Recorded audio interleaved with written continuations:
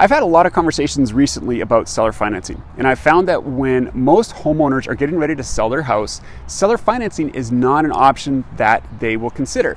And in some cases, it's for a good reason. In other cases, it could be a great option and a benefit to the seller and to the buyer. I'm actually working on a transaction right now in which the owner is actually selling with seller financing.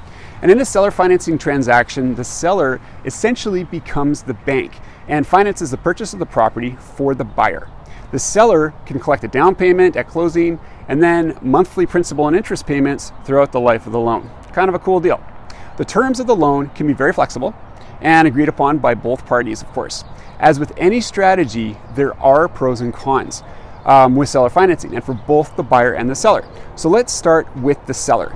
Here are a few seller benefits. Number one, you can attract buyers that may not be able to qualify for financing in other ways.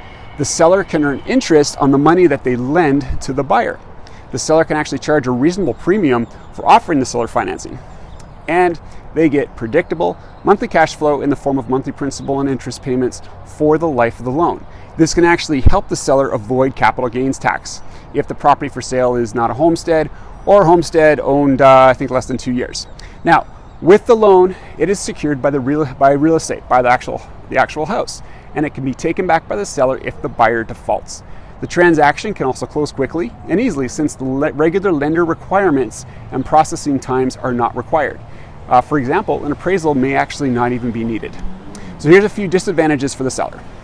The seller accepts payments for the property over several years, as many as 30 or more, instead of receiving a payment in a lump sum.